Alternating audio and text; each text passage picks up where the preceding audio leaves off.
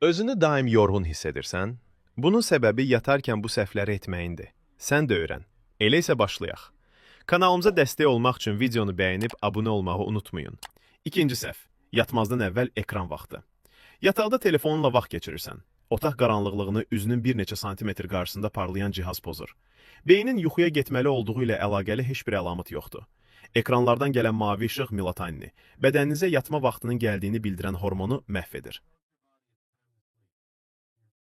Telefonun, planşetin, notebookun və televizorun belə işığı var. Yatmazdan əvvəl ekranlara baxdıqda beynə kimyəvi olaraq hələ də gündüz olduğu siqnalını verirsən. Günəş hələ batmayıb deyə düşündüyü üçün bədənin yuxuya hazırlığı gecikdirir. Standart tövsiyə odur ki, yatmazdan 1 saat əvvəl ekran istifadəsini dayandırmaqdır. Əksər insanlar bunu diqqət yetirmir. Ekranları tamamilə buraxmayacaqsansa, heç olmasa mavi işıq yayılmasını azaldan gecə rejimini aktiv et.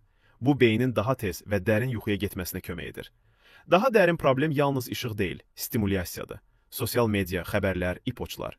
Bunlar yavaşlaması lazım olan vaxtda beyni aktiv saxlayır.